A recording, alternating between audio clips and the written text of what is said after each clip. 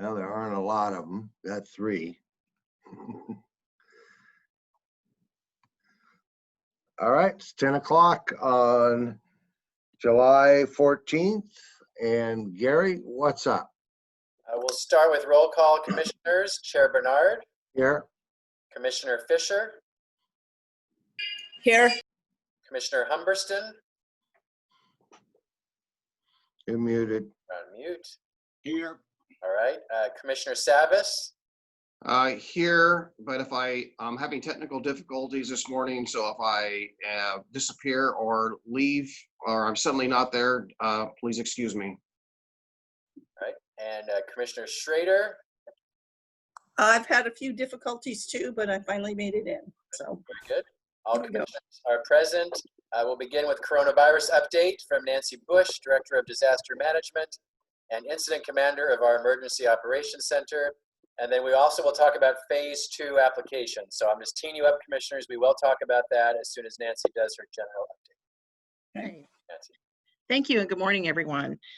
So today we're going to start with our numbers as usual. So here in Oregon, there's 12,438 positives, 237 deaths, 288,274 negatives. Clackamas County has 1,006 positives, which is up 81 from Friday. 28 deaths, which is up 1 from Friday. 28,063 negatives. Multnomah County has 2,966 positives. That's up 236 from Friday. 72 deaths, 63,732 negatives. Washington County has 1,892 positives. That is up 128.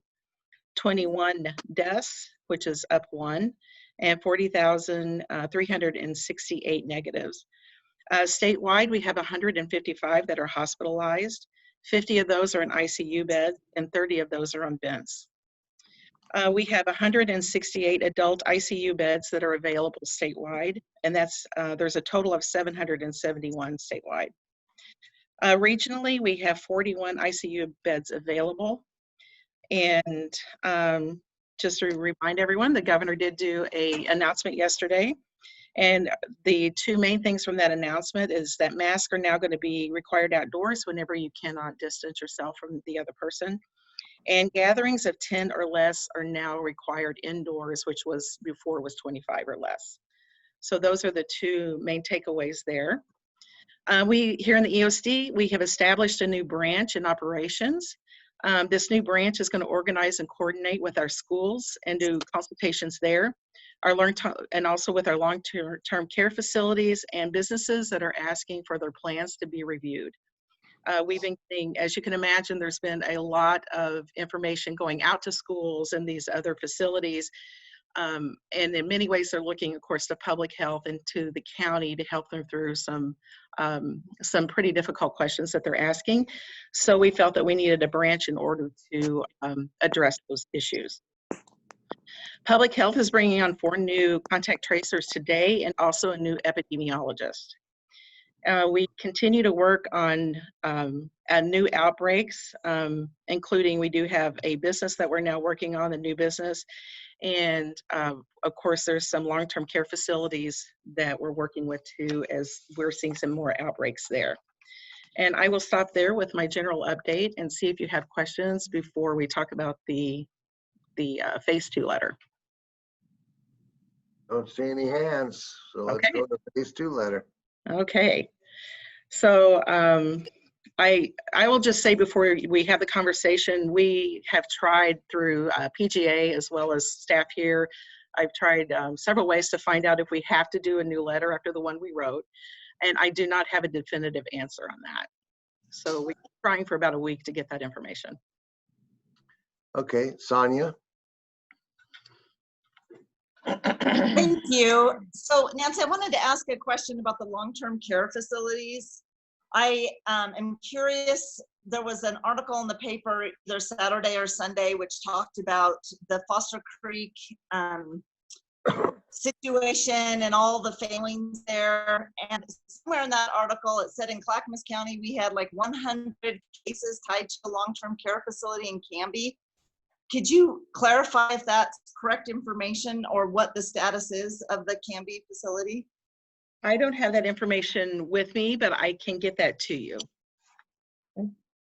Okay, because my concern is we're public health, the state is licensing and regulation. If there's any advocacy that we need to do, I just really want to push the system. For us as commissioners to speak our voice loudly, that we really need those protocols in place, or what we can do is advocate, and I'm very concerned about what's happening in those long-term care facilities. Well, and that is one of the reasons in our new branch too, and we're working with those facilities on their planning and testing, and that is a partnership, but that obviously is one of the reasons why here in the EOC we are putting that branch together. But I will get the information for you about Canby and talk to you a little bit more about that advocacy piece. All right, Martha? So Nancy, how long on average does it take to get a test back? Are they fast tracking long-term care facilities versus other testing? No, they, from what I understand, I will make sure that this is correct, but they all go in together, but we're still seeing the tests come back like 24 hours, at the most 48. Okay, thank you. All right, so Sonia, you stay your hand up again? I mean, I'm happy to have other people go and then come back to me. I still have more questions. So it's up to you, Mr. Chair, if you want to have someone else a chance, or if I should finish. Well, you're the only one with your hand up, so go for it. Okay, so I was reading the situation report, which I really appreciate, Nancy. Those reports are excellent and they provide so much information. But over, I think it was Friday's report, there was a 29% increase in cases in Clackamas County. I'm just wondering if you could tell us as of now, that was the weekend, what is our percent of increase and what does that mean for us? I know our big concern when we're looking at the spread is community spread, cases that can't be traced back to a known source. And I'm just wondering if you could comment on that. Yeah, that 29% is the percentage that we get in weekly from OHA. So yeah, so that percentage is about 40% of our cases coming in are are community spread and not related to like long-term care facilities or other businesses and those outbreaks.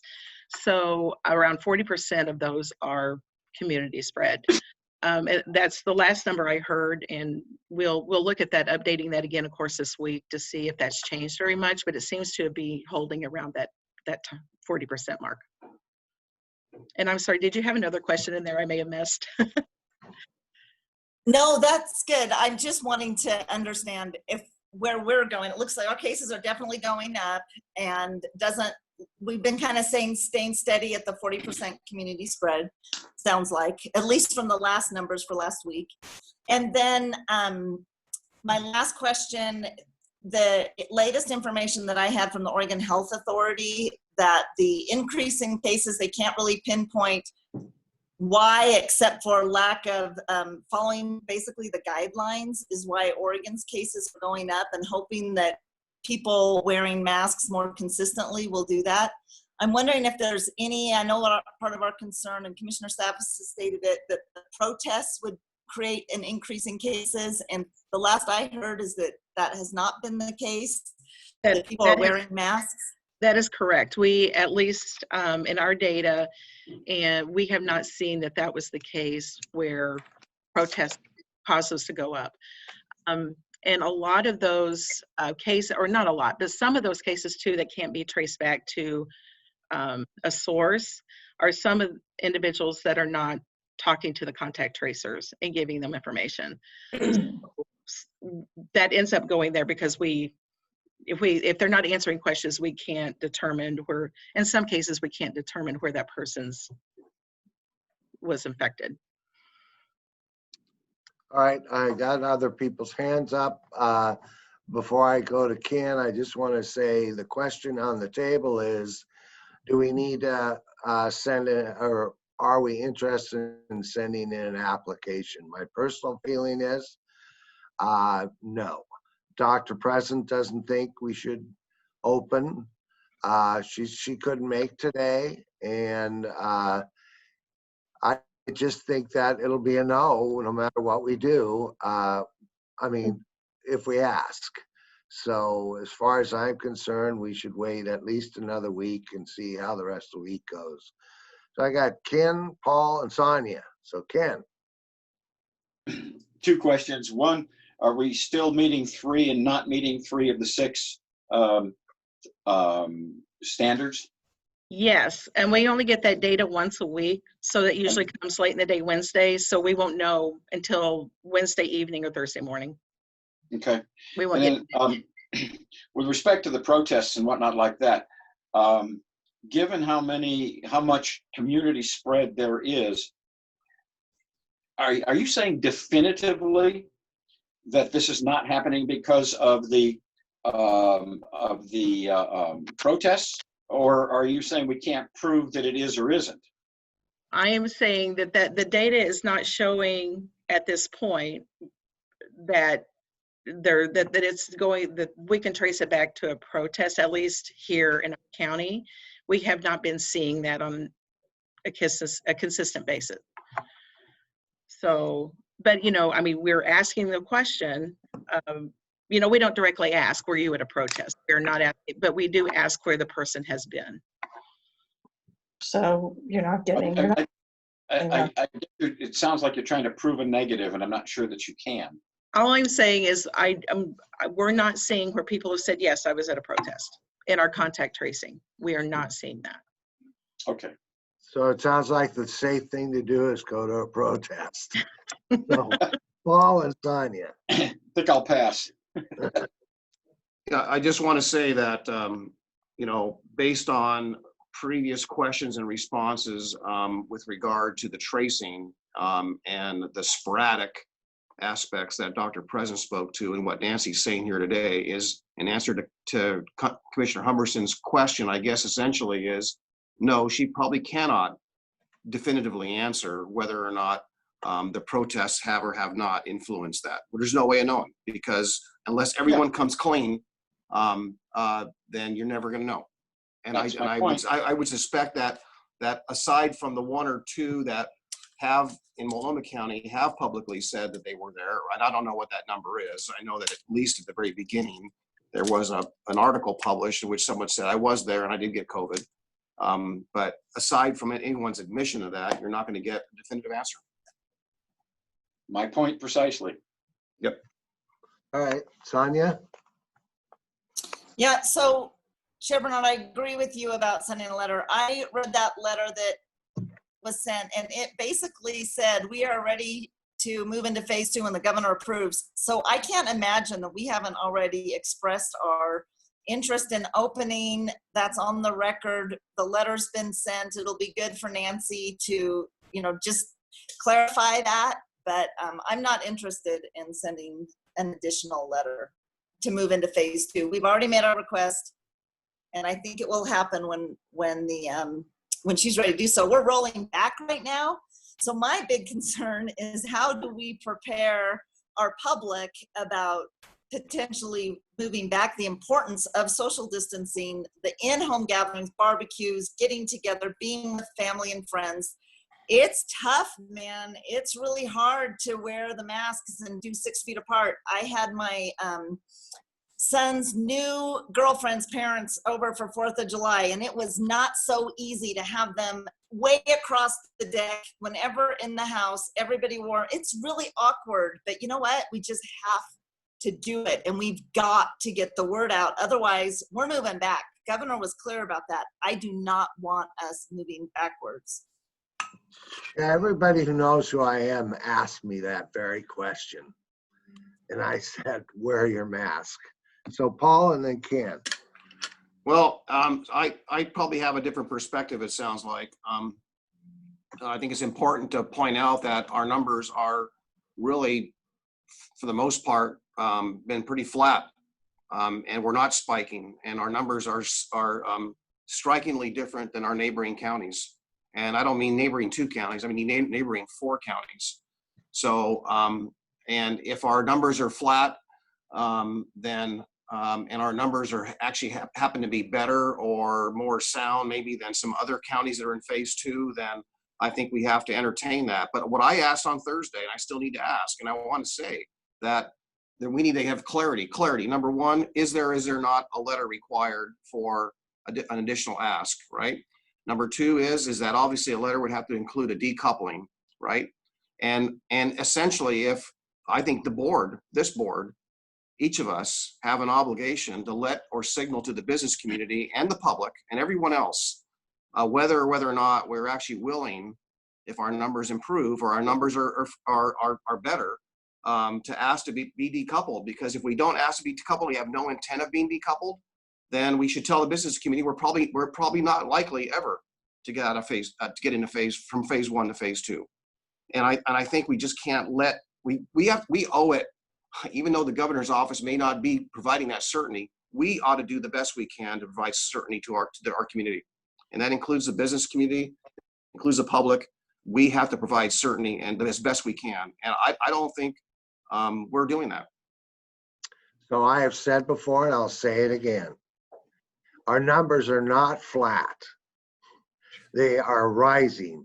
I am absolutely willing to ask to decouple. Absolutely. Should we look like we should? If Dr. President says looks like we should, Nancy thinks we should, I'm absolutely willing to ask that. I have talked to Washington County, who is also willing to do that. But it isn't, we cannot give certainty. The virus is making the decision. The people failing to wear masks are making the decisions, not us. And I am absolutely willing to ask to decouple the minute it looks like we should. And for 7 days, we're sustaining low numbers. I'm willing to ask.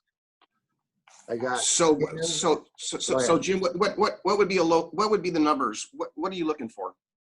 Well, I'm looking to have those 6 measures be okayed, that we've done that. That's what I'm looking for. No county in the region, in our part of the region, our part of the state, has achieved that going into whether in the phase 1 or phase 2. But though they have gone into phase 1 and phase 2 and haven't met those measures. Well, at some point they meet them and then they move out or move in or whatever. I believe that's not what the data will show, Jim. So I'm going to tell you that I'm going to ask to decouple when Nancy and Dr. President says the data says that we could do that. What data? All of it? All 6? Oh, I'm not going to debate you. You asked, would we be willing to decouple? I said yes. So Ken, Martha, and Sonia. So I would point out that when we asked to go to phase 2, we were meeting 4 of the 6 requirements. We've gone backwards. We're now only meeting 3 of the 6 requirements, and our numbers have consistently gone up every week in terms of the number of people infected. So it doesn't give us much of a statistical leg to stand on asking the OHA and the governor to let us go to phase 2 and probably not decouple, quite candidly, as frustrating as it is for all of us. And Jim, you're correct. People not following the protocols is the biggest part of the problem. What I would like to do is aggressively focus on the money end. We have a lot of people in small businesses and employees who are financially hurting. And we have yet to get our share of the CARES money to help those people, let alone the unemployment department getting its act together and getting people who for months have been waiting for unemployment and still haven't got it. If there's anything that we can do that will help people, it would be to get them the financial assistance they need to survive this economically until we do break the curves. So I think we would be better served aggressively pursuing, in whatever manner is appropriate, the funding aspect so we can help our businesses and help individuals that are financially hurting. as long as we can't drive the numbers down on infection rates, I don't see OHA and the governor telling us yes. I mean, I wish it'd be nice if they would, but I don't see that happening. So let's focus on something that is clearly and demonstrably a need that we might have an actual opportunity to impact. So, we have a lot of other things to talk about, but I've got Martha, Sonia, and Paul. Just let me know if you're willing to send a letter. Now, It's go ahead, premature. Martha, I think. Martha, you're on mute. I'm willing to sit tight right now. I think we've made our position clear. I am worried about the numbers going up, but my question is this. Have any counties, because they have rising numbers, been asked to move from phase 2 to phase 1 yet? Because it isn't just us. So for me, I'm kind of like, what I worry about the most is the consistency of the policy across the board. I think it's going up everywhere, but I am baffled as to why. I can understand why we aren't going to move forward with phase 2, but why isn't the OHA and the health authority and the governor and all these folks looking at those other metrics and numbers and saying, sorry, folks, you got to drop back to phase 1. I don't, so either there's no real difference between phase 1 and phase 2, or it's minor, or again, there's an inconsistency in state policy, which is a high concern to me. So Nancy, has anybody moved back to phase 1 yet? I mean, I don't believe there has been anyone that has moved backward. okay. And can we check that? Can we get that information? I'd like to really see. I can look it up on the OHA website, but Yeah. I'd Let me- kind of like, hey, if we should all be moving back to phase 1, we better do it. Or if we need to move back to entire lockdown, then we're going to have to do it. But there's not middle ground right now. So anyway. So, all I can tell you is the governor pretty much threatened that could happen. That if we didn't continue consistently getting those numbers to come down, there is not a big difference between phase 1 and phase 2. One is swimming pools, larger groups, and there's not a huge difference. Phase 3, of course, there'd be a huge difference. Sonia, Paul, Sonia and Paul. Yeah, so I just get really confused when Commissioner Savas says things like our numbers are staying steady. My understanding is that the numbers are increasing when I read the situation report, and I just want to confirm that I'm interpreting this correctly. So Nancy, can you just confirm that for me? Yeah, we're seeing a trend up when you look over time. And we may be, I think Dr. President said it nicely one day too. It's like we're going to see, there's also some waving. You remember when she talked about the waving? Mm-hmm. But we're seeing a trend up, but we will see waving. Okay, well, I wanted to clarify that first, and I will not substitute my work as a politician, as a lawyer, as a mother of 3 for the scientists and the doctors and the expertise. Really feel strongly that it's really important to rely on that. And I totally agree with Ken about we need to focus on what we can do. I was on the phone with Christine Drazen yesterday, minority leader for the Republicans, and on the e-board about getting us a direct allocation. Our message, as much as we've all been talking about it, is it really getting through to the governor? I mean, she may just be hearing it and deciding not to do it. We need to really strategize about our direct allocation. We need to really strategize and direct our public affairs to talk to our residents about the importance of social distancing. I was in Lake Oswego having a taco the other day, sitting down, socially distanced at a restaurant with my husband, and so many people were walking in groups of people, not necessarily from the same household, I wouldn't think, because there are usually groups of younger teenagers, not socially distancing, all together. We have got to get the message out. If we could do that, if we could do what we could have control over, that will help us not have to move backwards. I'm really concerned about this, you guys. I've heard the governor. It's like she prepares us as a state for the next step. She, in that press conference yesterday, is preparing us for moving backwards. California moved backwards. Nevada moved backwards. I don't know what Washington's doing if Washington's moving backwards, but get ready. Let's help our residents do what's right so we can stay as open as possible. Yes. Paul. So I think we're getting awfully confused, and I don't want people, I don't want my colleagues to somehow characterize what I'm trying to say any differently than what I intend to say. So I will say this: if you want to understand my position, read the letter I wrote to the governor. I stand by that. That's my position then. That's my position today. So when Nancy did say that over time it's trending up, well, yeah, it depends on which period of time you're looking at. So we've been averaging 18, 19, 20 a day, with an exception of one day. And we've been doing that for about 2 weeks. Is that correct, Nancy? That is correct. And before that, it was around 12. That's right. That's right. So there's a trend up. So the context of time, and I don't want to get over every detail and every word, but what I was trying to share on Thursday, and it was very clear that some of you, we are conflating two issues. There's the difference between the distinction between the rise of cases is different than the rise of positive cases tested, right, Nancy? That's what we discussed on Thursday. So that's one of the metrics that is on the 6 indicators.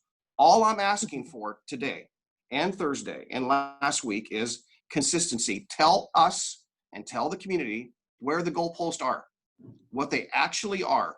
The actual detail, just tell us where the goalposts are. That's all I'm asking for today.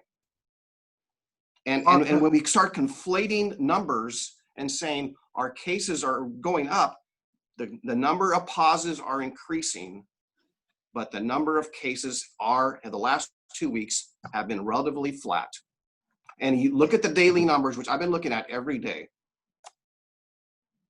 All right. The number of positives are increasing.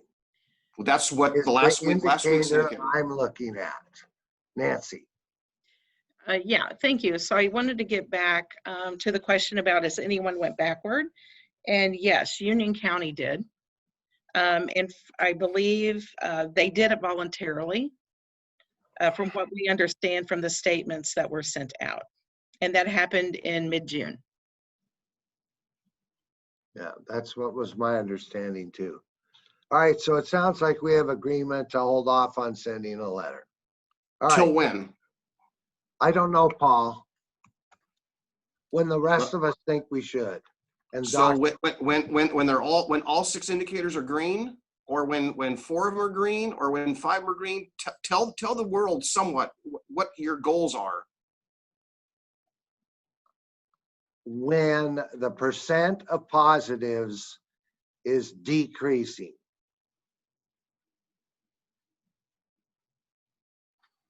So can I just butt in and say we probably don't need to send a letter because we already sent one asking to be decoupled first and for the governor to open us when she's ready. I'm pretty sure we already asked. I don't think we need to ask again. We would be much better to ask in a very strategic way for direct allocation of dollars. Yep. Yep. All right, let's move on. Gary? All right, thank you, Nancy. You're welcome to go if you wish. Moving on, if you could please bring in Laura Zentner and Sarah Ekman to the room. We have a proposal for a Tallwood Design Institute letter of support. The draft letter was in your packet. I will let Laura or Sarah give a little more context for you and then seeking your approval. So Laura is here and Sarah is here. Please unmute yourselves and go ahead.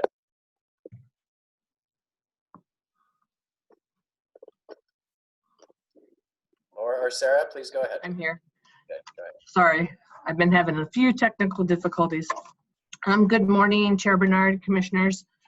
If you'll recall, last year, Chair Bernard consented to adding his name and title on behalf of the Board of County Commissioners to a letter of support for the Tallwood Design Institute addressed to the co-chairs of the State Legislature Joint Ways and Means Committee.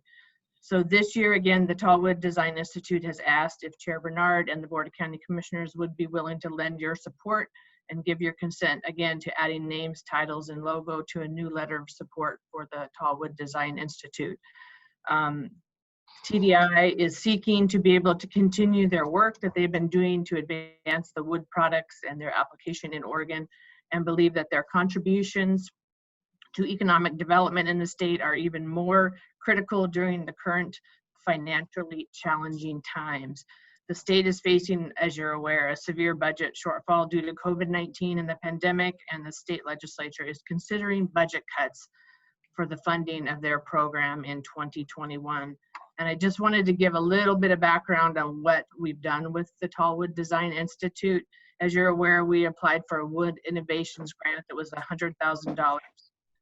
And Clackamas County Courthouse Mass Timber Design Project, it was called the Fall Design Studio, was completed by the University of Oregon School of Architecture in December of 2019.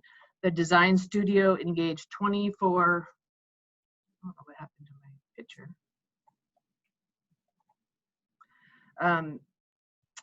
Engaged 24 upper level and graduate students grouped into 6 teams, and each team was asked with developing a courthouse design utilizing mass timber as its main structural system.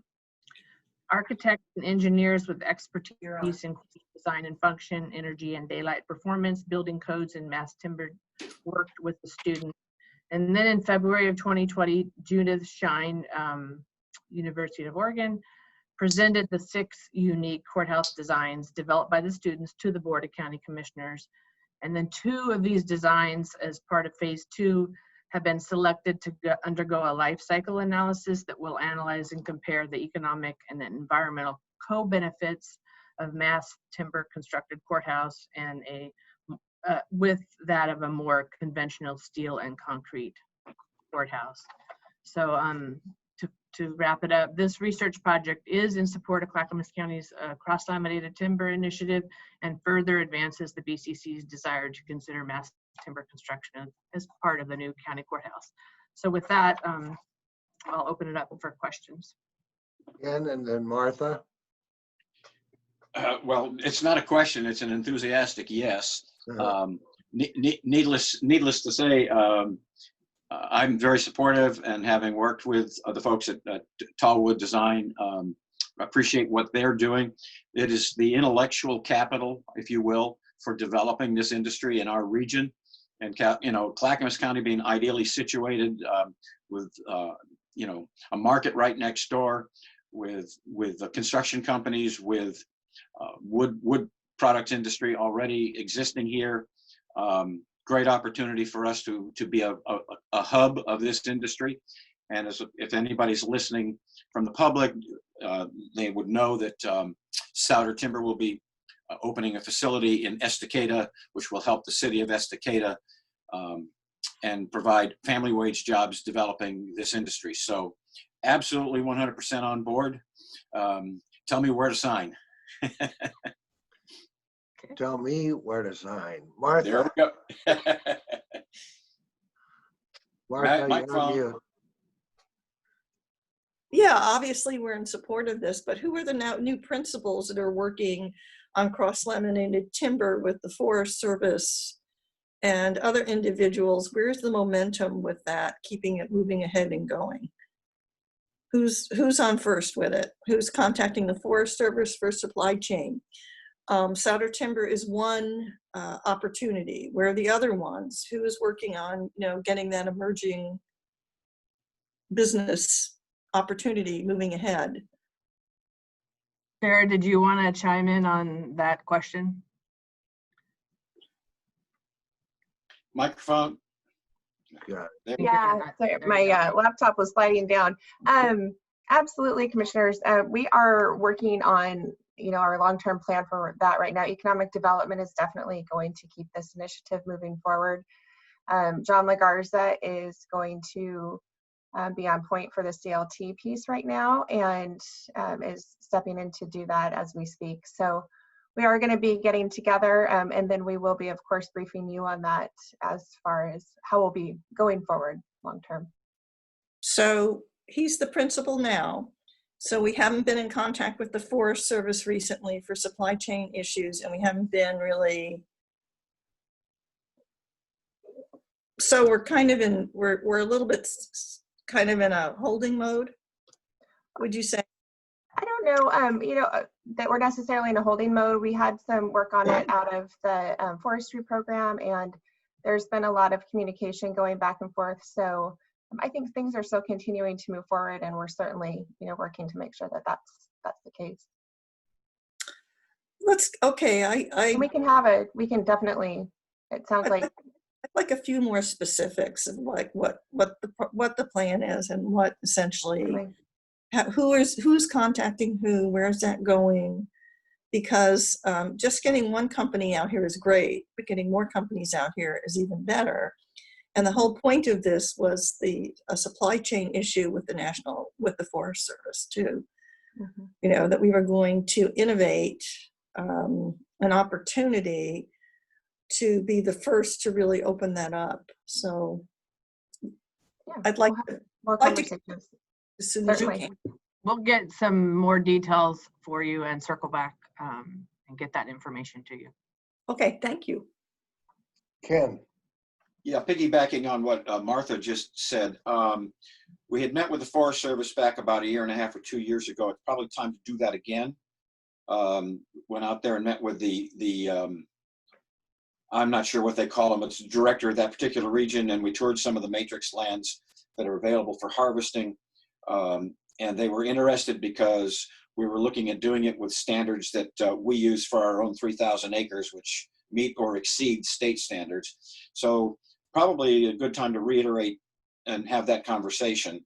The other was there's one or two companies that were looking at a piece of property near where Souter Timber is going to be located that are related to the industry. I was one, and there might have needed to have been some land use changes on part of that property. Where are we on that? We can definitely get back to you on that.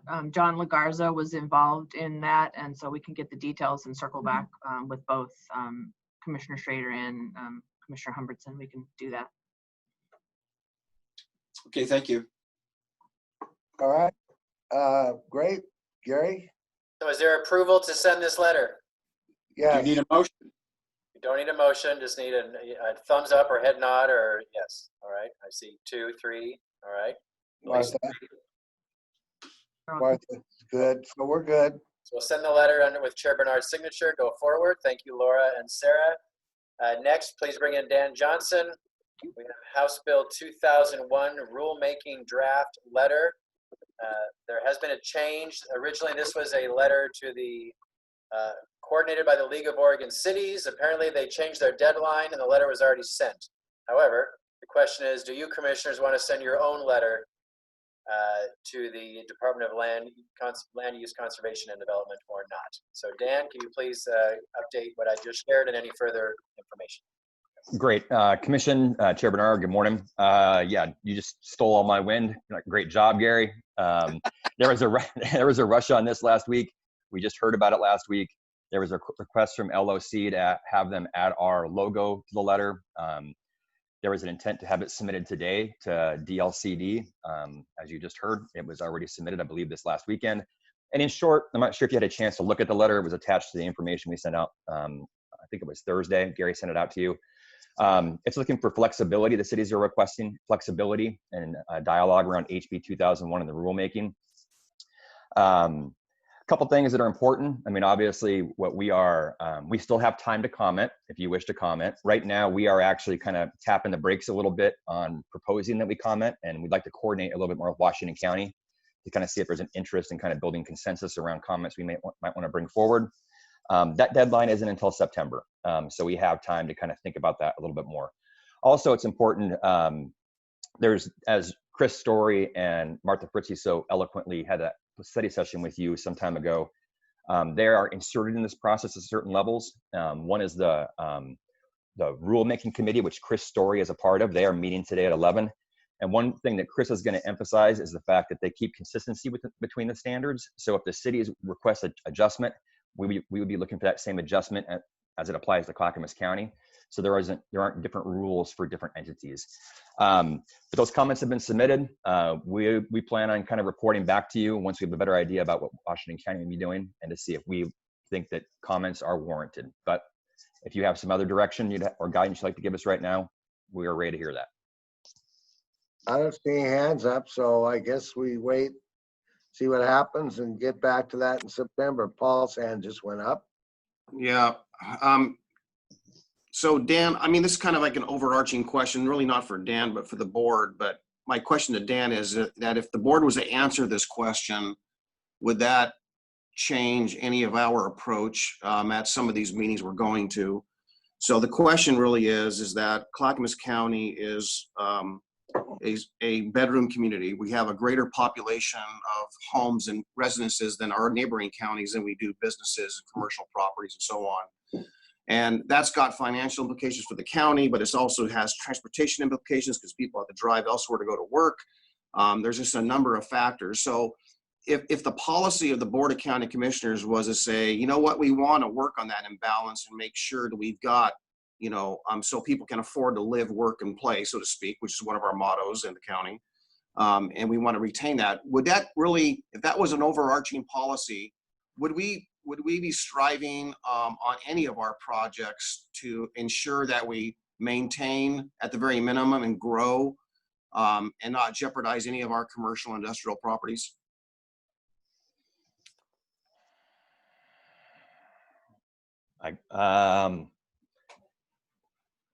So the question I think I heard you ask, and make sure I'm correct in this, is the assumption that if there was a policy the board adopted to provide opportunity for growth within our residential communities, would that direction jeopardize any of our commercial or industrial lands and the supply of those lands? Is that correct?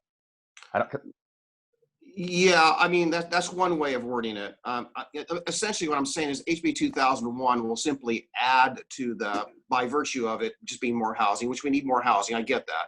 But what we also we need jobs, right? We have an imbalance. So in order for, regardless of what income level you are, but particularly low and middle income jobs, if we're not growing that base, but we're only growing the housing, we're exacerbating every aspect of people's lives in the county.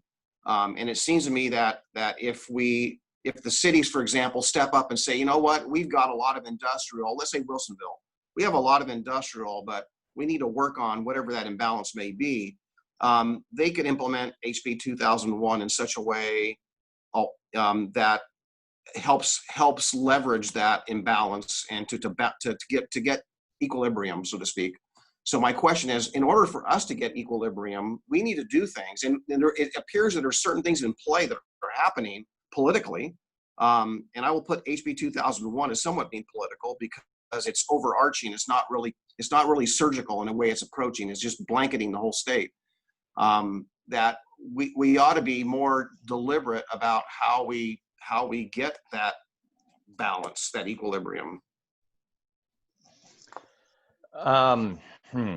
Jennifer and Martha would probably be best to answer those questions, and we can follow up with you and have a dialogue. I don't believe anything associated with this HB 2001 action, and I will agree, it is a very wide overarching act in regards to where it applies, but it is targeted mostly in our residential areas. And so I don't believe it de-emphasizes our effort and our desire to have jobs created, be they in our industrial zones or our commercial zones.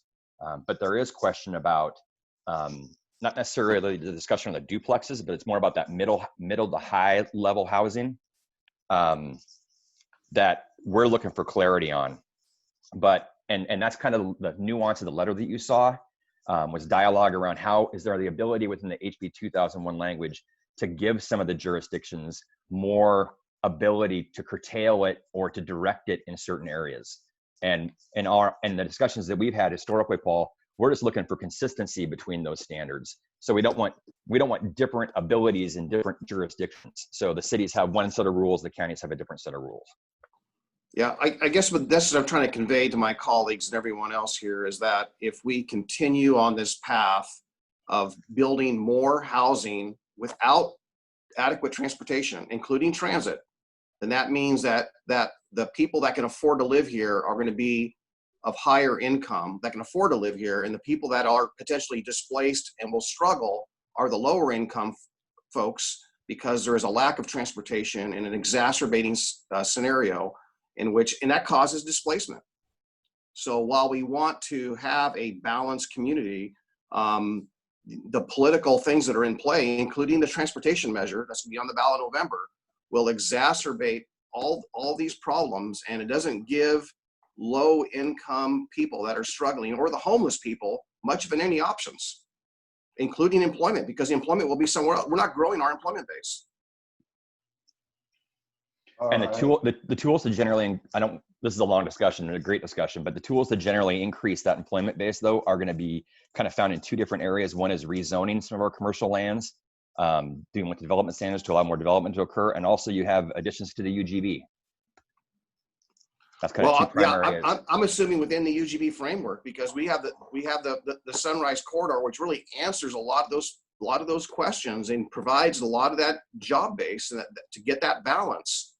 To provide those low income jobs and all kinds of income jobs ranges, but Metro region Metro doesn't seem to care.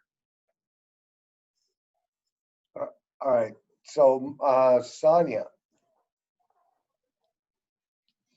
Hey, Dan, I've been looking at the LOC letter, and there's a lot of really great information in there.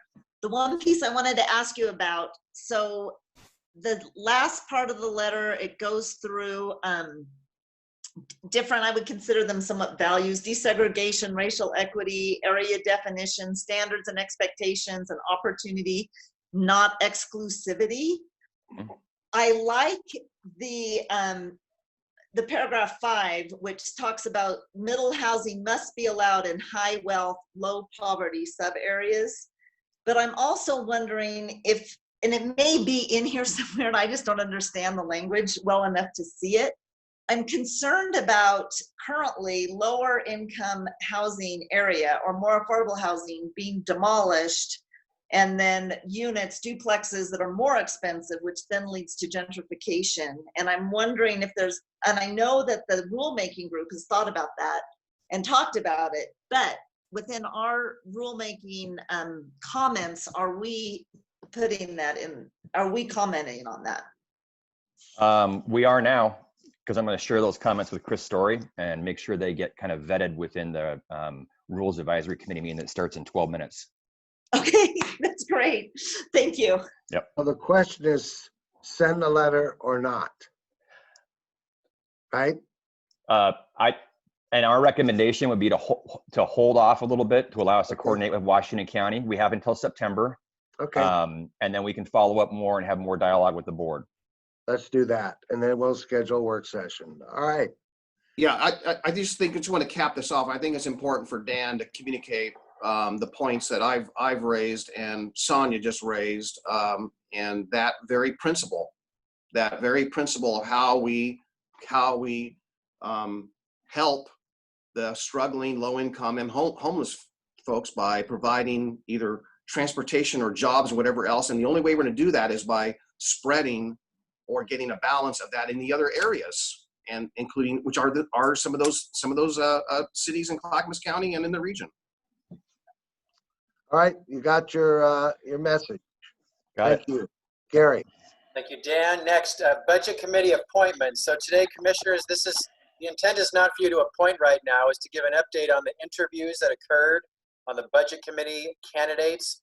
So you have 2 vacancies on the county's Budget Committee. There were 10 candidates, the most that I can recall in quite a long time. And Ashley, could you please bring in Elizabeth Comfort, team, for this discussion? Most candidates I recall in at least 5 or 6 years for this opening. You had really 10 qualified candidates. As a board last week, you agreed that Commissioner Savas and Humberston would interview those candidates. There is a deadlock. There are 4 top candidates that Commissioner Savas and Humberston cannot pick just 2, and they'll have a chance to talk here. So I'm here today to ask you about process. There's 4 strong candidates without a clear consensus. So would you like another round of interviews with other commissioners? Do all remaining commissioners want to interview these candidates? You want staff to make the call and recommend a final list to you? We still have not shared with you the applications, which we need to do, but I'm here for guidance on what process you'd like to take to help make this decision. But with that, I'll turn it over to Commissioners Savas and Humberston if you'd like to talk about either your opinion or about a process, and if Elizabeth wants to add anything as well. Yeah, I don't think that we were deadlocked. I think we were trying at the very beginning, trying to figure out what the process for us was going to be. If you may recall, I asked, is there a question to the board or a certain outcome the board would like to see? And there was not interest in doing that. I proposed a particular question. I certainly got from the candidates, a sense of all but one. I wasn't able to interview the one of them, Ken did, and staff. But and then the 2 existing budget committee members, my question to them was a little bit unique in that getting some assurances that they were willing to do the necessary work and effort to get us to a structurally balanced budget. And their commitment to that. I was just trying to gauge that because it just seems as though we've been not sending or providing the clear direction to the staff. And Ken and I discussed this at length on Thursday. We haven't not set the clear direction whether we're going to balance the budget. Staff is working on the assumption we're going to balance it by next year, but the budget committee members, some of them have signaled lots of things, including 3 more years or 5 more years and mixtures like that. So I'm just trying to it's very difficult to gauge that when there's not clear direction from the board, because the amount of pressure put on the budget committee members in a 5-year window of balancing the budget versus a 1-year window is significantly different. Ken, you want to have anything to add? Sure. And my thinking on it was I was looking to see if there was anyone bringing something to the table skill set wise that we didn't already have. And my conclusion was that was not the case, that the skill sets that we're looking for were we do have in the current folks that occupy the positions on the board. I'm not to say that the other 2 candidates that are in the list of 4 are not well qualified. They certainly are. But given the fact that we are going to be meeting for the next 6 months, at least, to work on our budget because of the unsureness of it, I saw no reason to make any change in the makeup of the board of the commission. The 2 that are currently there, one certainly has the experience in budgeting at the government level, something in excess of 40 years of experience at this. The other's been with us for 6 years on the commission and has a really good sense of where we were, where we are, and where we need to go, and brings a certain amount of credibility in the community to the table also. So my conclusion was keep the 2 that we have. I think that they are serving us well, and I didn't see any need to make a change. If this were another circumstance, 2 vacancies, they weren't interested in reserving, different question. But given the circumstances and the fact that they are interested in reserving and what they bring to the table, I just assumed keep both Sean and Wilda. Tanya. Yeah, I just want to emphasize that the language that we use is important, and we are required by law to balance our budget, and we do balance our budget every year. So I get concerned, Paul, when you say the commitment to balance the budget. We do have a structural deficit, which we need to repair so that we can have a sustainable budget. And I, in my conversations with both Wilda and Tom, am fully convinced that they definitely have a commitment to helping the county get us to a structurally sustainable budget, which is our goal. So I was not part of the process. I don't see a need to change. If Wilda and Tom are the two that are up, I think continuity could serve us well. They've been very committed, and Wilda being the chair of the budget committee is very immersed in it, and Tom having his work with city. Sean. It's good. John. What? Sean Caldwell was the one. Okay, and not Tom. Well, Sean as well, with her work with Multnomah County, is highly qualified and has a lot of expertise. So. All right, Paul, you got your hand up, and then I'd entertain a motion. Well, I'm just following what staff's, I think Gary opened this up saying that we weren't going to do the appointment today. That was me for discussion, and we haven't heard from Elizabeth yet. And I would think we need to do that. But I just want to just clarify one thing. And so, yes, if you want me to Sonia, to be use the right words, then I'll just say that it is structurally not balanced, because that's exactly what it is. It's structurally not balanced. This is structurally a not balanced budget. Gary stated that. We discussed that during the budget cycle. And unless someone corrects me, those are the words I'm going to use. All right, Gary. All right. So I'm sorry, commissioners, I will own this. You did not receive the applications for all 10 applicants, which is what you do for every advisory board you appoint. I thought there was more time, but Elizabeth's intent was she'd like to fill these appointments this week, because next week you're meeting as the budget committee. So I'm sorry, I messed up. We can send you the applications and we can review this afternoon if you'd like, to give you time to read them. But yes, there are 4. Commissioner Savas and Humberston are recommending 4 candidates, but there's only 2 open slots. I'm sorry, look, words matter, I know that, but we're getting into semantics here. We have a balanced budget.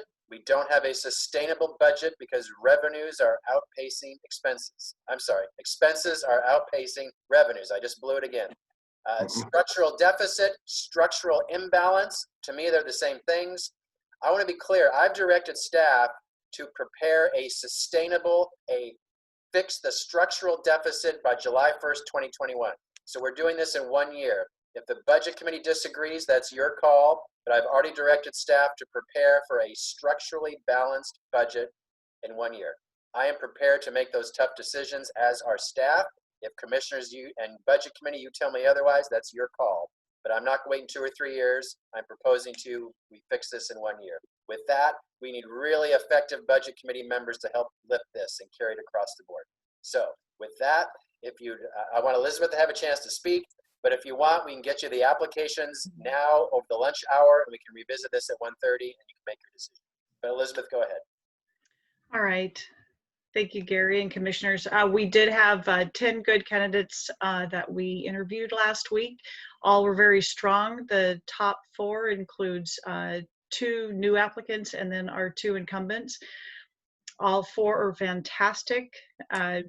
Thinking about, continuing the road that we're on, as Commissioner Kin says, we do have continuity with the 2 incumbents for moving forward over the next 6 months, continuing the good work that we're doing.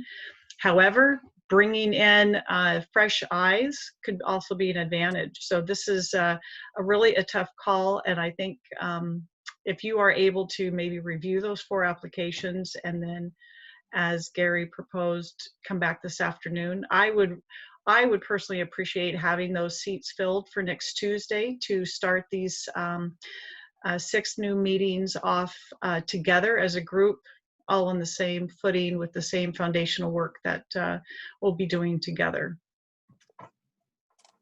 Thank you. So if I may, Chair, I propose let's send you the applications and we can do this right at 1:30 before the first policy session, if you would agree with that. All right, let's just not make it a big debate. Let's just get it done. All right, let's do that at 1:30. All right, thank you.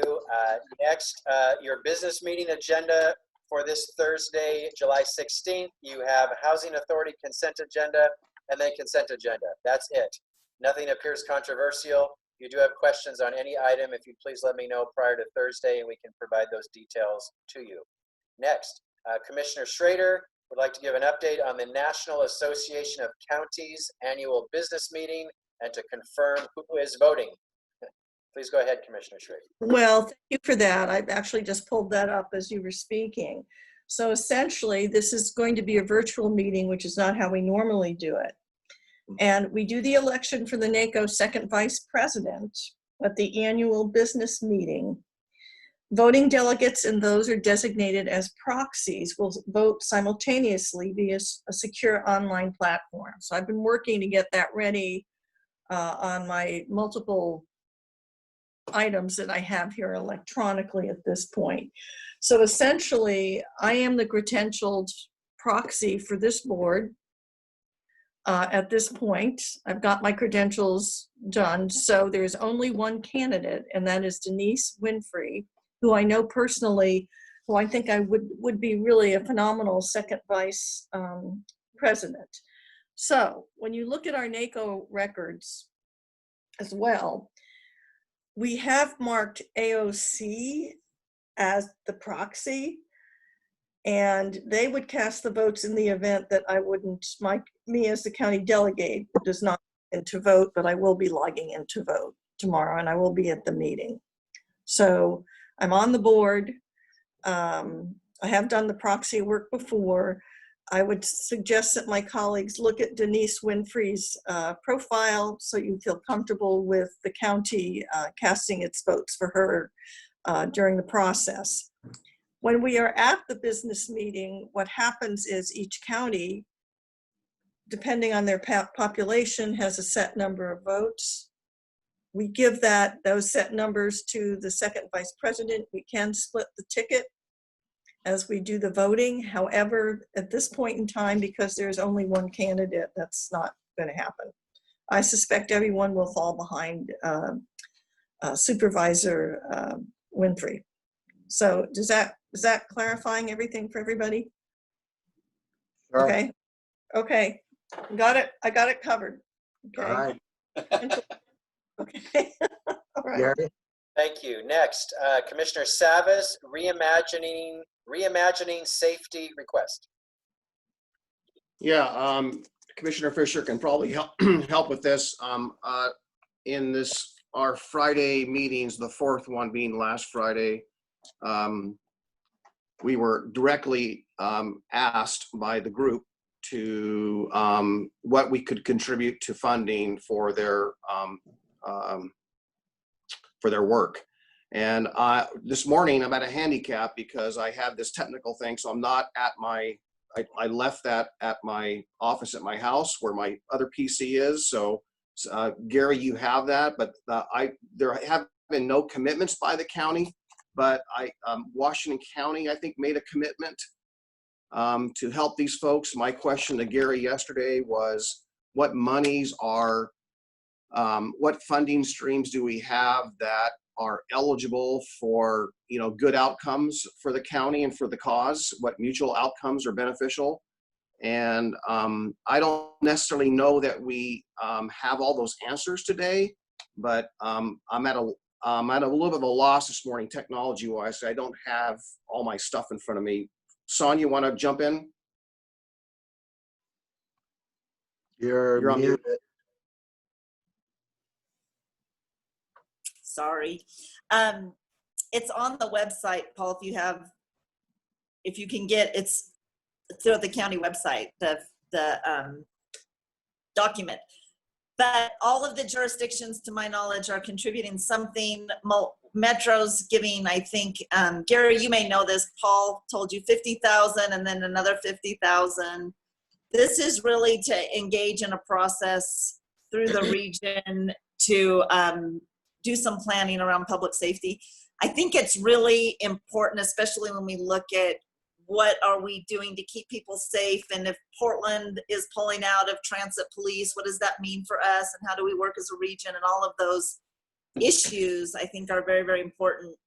So if there is a will from the board to engage in this, the funding, has everybody reviewed the little white paper that it's just a very short white paper that describes it. But the Northwest Health Foundation has agreed to keep the funds, and it's really a partnership amongst all the jurisdictions. And I don't know, Brenda may know this, I just don't remember how quickly they need a response. This might be something that we can get more information on and come back, because there are still some unanswered questions. Right, there is no timeline given. I'm sure they would like any contributions as soon as possible. I will note that the commitments that were given at that meeting had not been voted on by the respective boards. So the commitment was to take back the request. Metro President Lynn Peterson said that she was hoping they would be able to give that amount of money, but the Metro Council had not decided, and they may have since then, I don't know. And the same. Oh, thank you for clarifying that. Yeah. Thank you. Same with Multnomah and Washington County. So we've agreed that the chair of the commission will donate their salary for 2021. So, you know, we have Martha, I'm gonna jump in before you. We are struggling to have a sustainable budget. We don't know for sure how this money is going to be spent. I do not have,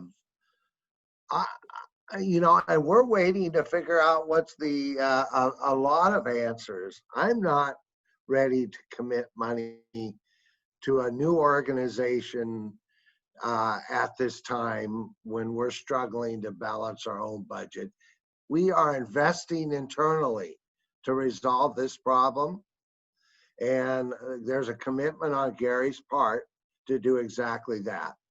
And I can't feel comfortable about giving money away to somebody who's new at it.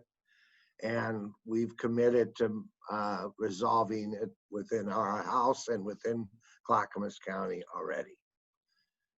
So Martha, and then Paul. Oh, I just wanted to say that I'm not sure where we would find the money. I'm assuming it would come out of H3S. At least that would be my advice if we ever move forward with this. So H3S would have to come up with an additional $100,000 because this is really more of a, I think, in their bailiwick. In terms of the conversations for reform is sending social work folks and folks who have experience with mental illness out to these kinds of things as opposed to law enforcement. So if that's where this is going, to me, that's where the money take has to land. I don't know if they have the capacity yet to even do anything like that.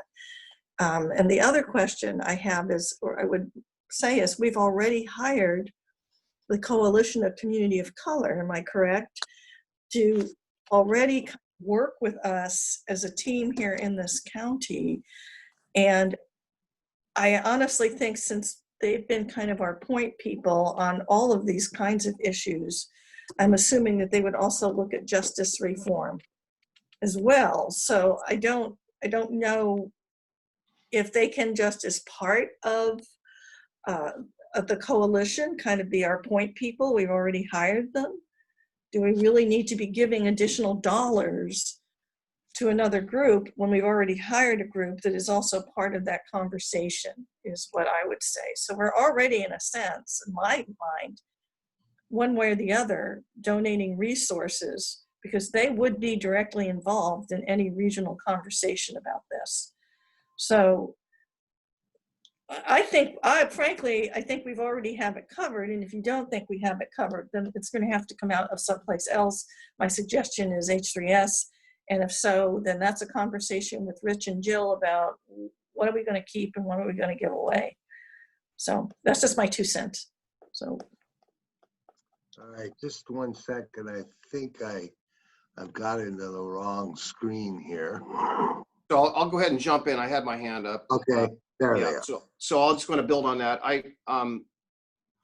As I mentioned, when I spoke to Gary yesterday, it was my hope and suggestion, a request that we ask the appropriate staff to look at if there are any opportunities where we have mutually beneficial outcomes, or we would gather or gain outcomes, beneficial outcomes, and also examine, have staff like Rich and Jill and so others look at other funding streams, not general fund per se, but there might be something, I thought, that might be more appropriate from a funding mechanism. I agree, and I stated that early on, I don't think we need to really make the call today per se, because there's not enough time to do just what we're talking about right now, and that is have staff look at it. If there is duplication, then certainly that's one factor. The other one is that, and I made this statement on Friday, and that was that because our demographics are different in the county, in some ways we need perhaps more investment or work in this effort. And I thought, as we're reconstructing or rebuilding our EDI department, if you will, that there might be opportunities and input from that perspective. And maybe there are, again, mutual benefits. On the other side of that, the other flip side of that, so to speak, is that some of these things are more, as far as, I won't say, they may be, and again, this is where I'm asking for staff's help, it may be more centralized into that work needs to be done more intensely, perhaps in Multnomah County or in Portland, for example. So I don't know those answers, but I think, that's once there's both perspectives. Do we need that work here in Clackamas County, and where? And do they need that more so there? So we need to look at all those factors and kind of come up with that in the funding streams, if there are any, and have a more complete report, whether that's in a work session next week or under issues. Gary, what do you propose? It will take time to put this together, so I'll need at least a week or two, and we could do it at a policy session. Okay, but I want to make sure we make an informed decision. That's all I'm saying. Hey, Ken and Sonia. I'm looking at the materials here, and I'm going, $2,620,000 is what they're looking for, and almost all of it is being spent on talking. I don't see much of it being spent on actual service delivery. Only $315,000 appears to be on service delivery. We've just cut $20 million from our budget, and we are looking at having to do more cuts going forward over the next. The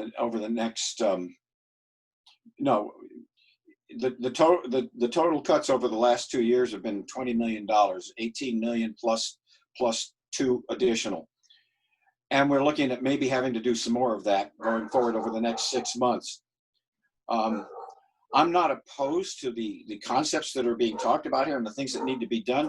But if we were to pony up any money, I'd like to see it into something that's very project specific and not just about policy development and policy research and education and all of the talking stuff, but not the delivery stuff.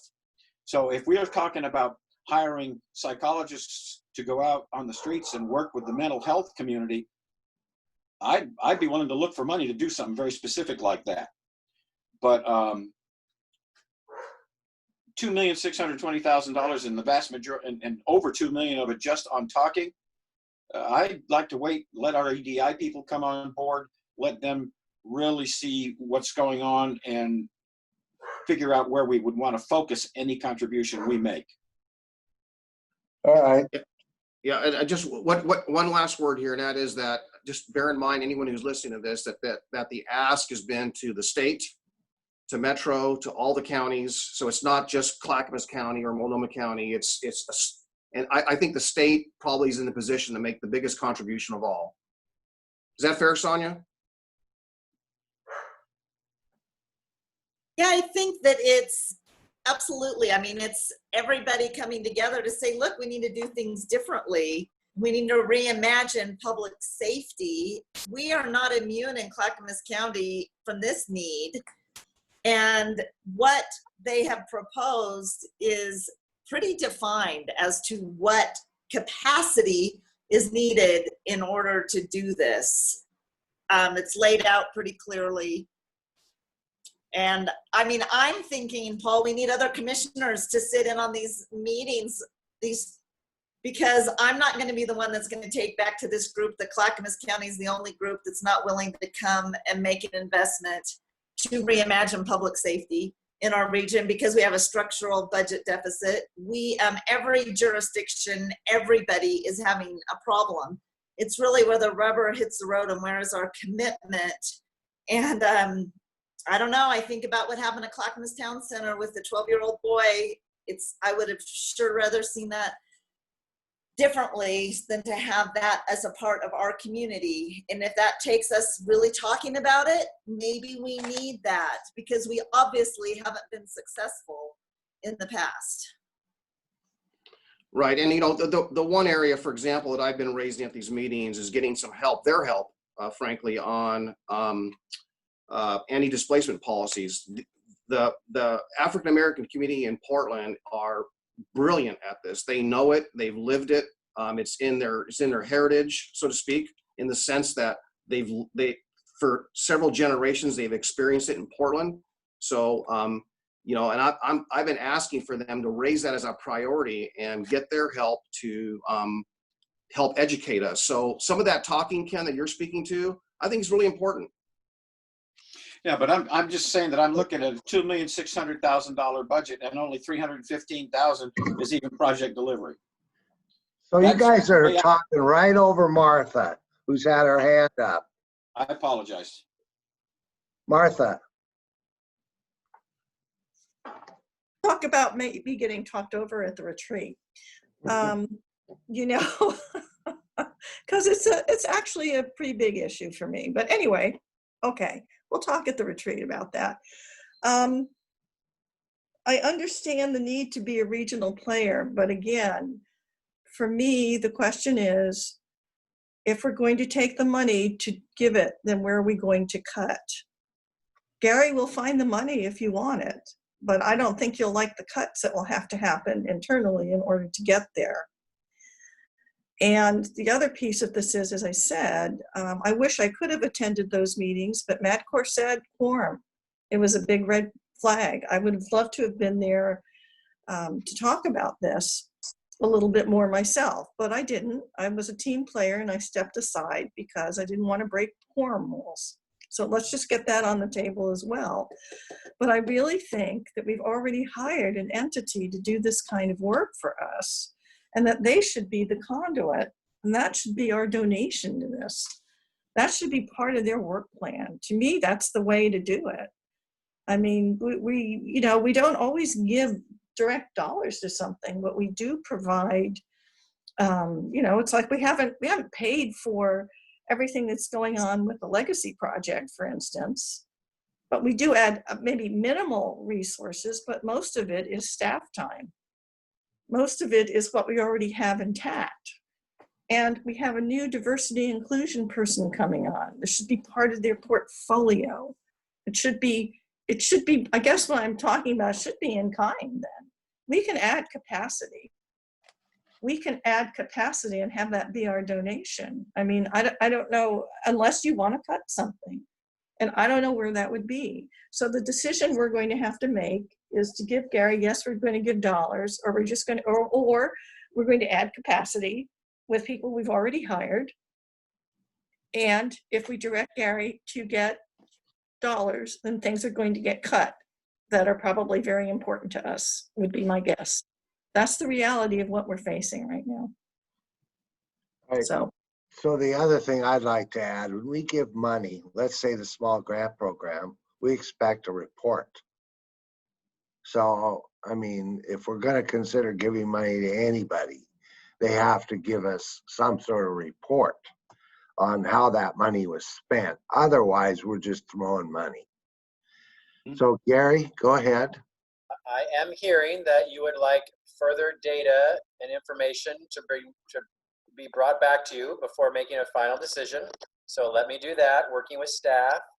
And if you will allow me, I would like to ask to wait 2 more weeks for when Martine begins, our new Equity and Inclusion Officer.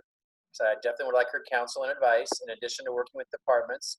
So please give me time to bring a thoughtful proposal back to you on what this could look like whether an actual donation or an in-kind contribution. So I'll bring it back to you in a policy session, but I ask for an additional time, please, Okay, within 3 weeks to bring this back to you. got it. Sonia, Yeah, I have to rely on Brenda here because I can't remember. Sorry to put you on the spot, but when is the next meeting? Is it in 2 weeks? Has not been set. Okay, they did say something at the end of the last meeting, so maybe they haven't formally said it. But I just, Gary, am thinking that the next get together may be before Martine starts. That's my memory. We should double check that. And I don't see that there's any reason why Martha and Ken can't be our representatives on this group for the next meeting. I don't see why I think it's a very beneficial for all of us to get this information. It has been an incredible learning experience for me, and I don't want it to just be me. I'm happy to step aside for others to join that meeting. I also want to just point out for the public who may be listening that the intent, as I understand it, is that the 2.6 million is not only solely from local governments, that they are looking for private donations as well. So they don't intend for I'm sure they'd be thrilled if it came from the government, but they are taking donations as well. Well, just to finish this up, sorry, Gary.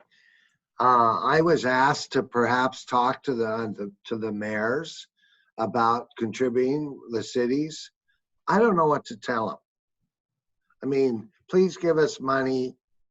I mean, that's about all I could say. I don't have any details, anything more than what Ken mentioned is large portions about talking. We need action. And so I don't know what I would ask them.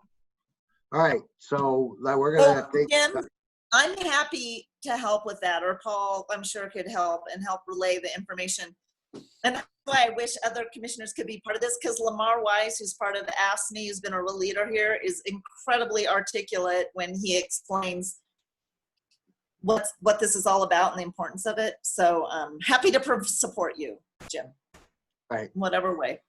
Now shut that wind off, Sonia. Looks windy. I know, I like it. I'm trying to do a Marilyn Monroe thing, but it's warm. So, I need a little bit of a fan. Yeah. All right, well, you have lots of fans.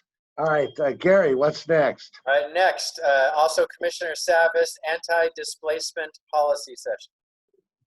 Yeah, we had talked about this before, and I was hoping that we could get some, I think there was agreement here not too long ago to get this on the agenda, and I think it's imperative that we do soon, especially as it relates to even things we talked about this morning already, two topics already where this is really important. So I didn't know if it was possible to get a work session scheduled, and I'm not even sure if Gary, I guess maybe what I'm asking right now and asking the board to okay is, getting some staff together to figure out where the expertise levels are and to put together a strategy. The board has expressed interest in this. So the longer we wait, the more problematic it is. So I think it's imperative that we move soon. I'm happy. I have a lot of material, and I've supplied a lot of that material to my colleagues over time that have requested it. And I've asked staff for that help, but we haven't really put it all together. I need the board's support and direction to do that. Well, I think it's also important since Metro is also having this same discussion, is some sort of coordination with what Metro envisions as an anti-displacement. They're actually budgeting for that. So yeah, I think we should have a work session. Okay, well, good. I did want to say that I have been waiting anxiously, chomping at the bit to see what Metro produces. And though they have a goal, and though they have a very vague framework of something, there's no meat to these bones. There's a lot of material out there to add to that, and I don't know why. That's one of my other issues. So While I've been waiting, thinking that that would be forthcoming, it just hasn't been. It's just not there. There's no meat on the bones. It's just a skeleton. Probably have to look to August. Just a couple weeks away. Anyway, after our time off. What's our time off date again? It's the last week in August and the first week in September, which the exact dates are August 24th through September 7th. Okay. We will schedule a policy session as soon as possible. Sonia. So I'm just wondering if somebody from our staff could connect with Metro. I hate to see us reinventing the wheel on this, and if this really needs to be a beyond Clackamas County conversation. It is definitely, and especially with, House Bill 2001. I mean, everything that, when we're looking about moving our economy and our community forward, we just have to have this lens of how will this affect people and will people be displaced. So I don't want to see it's a lot. It is a lot to learn. It's a lot to know. And if Metro's working on this, I'd like to see us in conjunction with that. If our other jurisdictions are working on it, I think maybe this is a District 8 conversation as well. Maybe this is something that we could bring up there and maybe have this policy session for all the commissioners for all 3 counties. And maybe we could invite Metro to it. Maybe it's important. This is a very important conversation. Well, so Sonia, if you recall, at the first of the year when we had our District 8 meeting, I brought this up, and there seemed to be consensus about having a forum about this, and that fell apart. And I've been encouraging Metro for over 3 years on this, and there's just been very, very little, and the investment that they're making, that they've identified, is insufficient. And it's not just a matter of investment of time or money, it's policy. And I mentioned to you here recently, it seems to be that whenever this topic comes up, it seems to be dismissed or just kicked off or deferred. And if we're really serious about EDI and equity and diversity, and how that impacts low-income people in Clackamas County, whether they're people of color or not, but there are serious impacts. So if we're really serious, it's going to be on the agenda, and we're going to drive it, because Metro's there's just nothing there. Yeah, well, we can definitely drive District 8. So, I mean, Gary, what do you think is a process? Should we see what the will is through the other jurisdictions and see about addressing this on a larger scale? I just don't want we're so limited in the sense that we're just Clackamas County. If it's not a regional approach, then we have to do this collectively. Staff has been working with Metro and has not gotten very far, so we will continue that. I agree we need to have a regional discussion for sure, but we also don't have to wait for someone else. We could kick it off and start it. But it has All to right, be Paul, don't jump in. Martha's got her hand up. I do want to remind you, after the impact discussion we had the other night, it has become very clear to me that the rural areas of our county are not included in any regional discussion in a way that's meaningful. And I asked that, I pressed it. The people who were giving the presentation were intelligent, bright, absolutely understood everything, but they looked baffled and surprised when I said, what does this mean for those outlying areas? There's a fundamental issue in that. Is the entire county a region or not? If it's really just the urban growth boundary of Metro, then let's just make it clear that that's what it is. In which case, and the reason I'm being very, being a pill about this is because that means we're going to have different policies and different strategies in the other half of our county than what we do with the umbrella of the urban areas. It's just different, okay? And I just want a straight answer from them. I don't mind the investment, but it puts us in a position where we're dealing with we're we're dealing with two realities and two lifestyles, and quite frankly, in my estimation, after all these years, two distinct cultures. So I'm okay, but remember, the focus there is urban and suburban. But we are elected at large to represent an entire county as we move forward with these conversations. Thank you, Martha. Thank you, Martha. That's a good point. But most of the development is going to occur within the UGB by law. So the greatest impact, but we need a community-wide discussion about this. So I got Sonia. Wait, let me see. All right, let's get through this. Sonia and then Paul, and then we will go ahead. So I just had a question for Martha. Did you say that this came up at the MPAC meeting?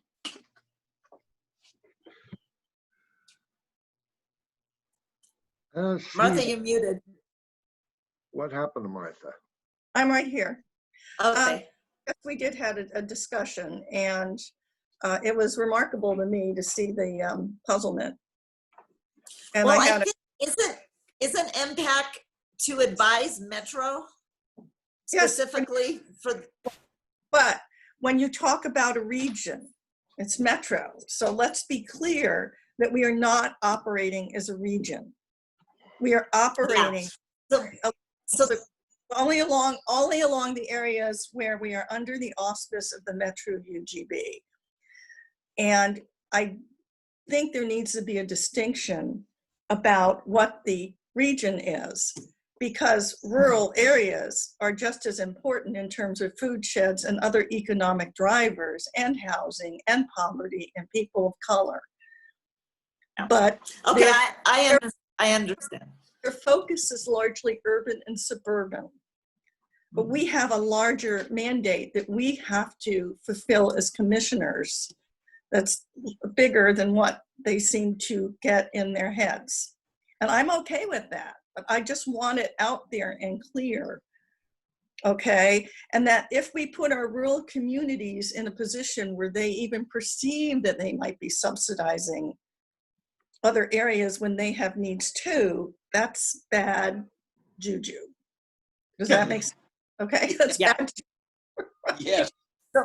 So that helps, Martha. Thank you for the clarification. So I guess my thought would be, this seems most appropriate. I mean, Jim's right, most development will be within the UGB, but there may be talk of expanding the UGB, and that would affect rural communities. And there is all the talk of if there's things in the rural communities are really important on this topic. So I would suggest District 8 as a forum and invite Metro as possibly a framework to look at this issue. All right, Paul, let's finish up. Paul? Yeah, first of all, Martha, I want to apologize. I did not see your hand up, and I realized because I have a PC at home, and I realized that the iPad version, to get the display to see hands up, you got to block a good chunk of the screen, so I can see a handicap I didn't really realize before. So I always try to be respectful of that, and I agree there are times where you're talked right on over. So, but what I wanted to comment about on this, Sonia, I disagree. I don't think District 8's the right forum. They don't meet often enough, and every time District 8 meets, you need to bring in AOC staff. AOC is short-staffed. They don't have the ability to man all of that effort. And I think Martha did a great job of articulating the handicap, I think, of our colleagues in other counties to understand who Clackamas County is and really realize the plight and the rural situation, our demographics and our makeup, and how we're unique. And I think sometimes the fact that we're different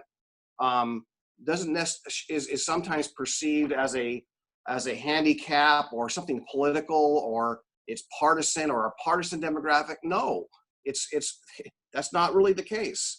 It's really about who we are. I would just wish the partisan aspects would not come in the fold here, because that's not the issue. The issue is we have a lot of low-income people who live outside the urban growth boundary, and frankly, a lot of people that are in the urban growth boundary are being pushed out to the rural areas because that's the only thing that's affordable. and they're going beyond the urban growth boundary. They're going beyond county lines. So this is a statewide problem. Anyhow, stop there.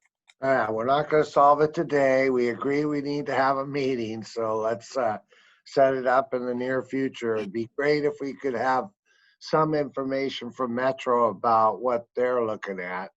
But we are a county and we have to address all the county, not just the Metro portion. All right, let's move on.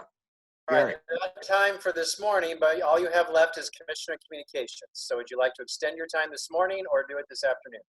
This afternoon. What do you guys want to do? That's one person, one measly person in the room with a hat. Most of what I wanted to communicate today, so I'm okay. And Okay. this afternoon. All right, this afternoon it is. We'll see you at 1:30 then, right? Yes, 1:30. All right, 1:30 it is. Hasta la vista, señores, señoritas.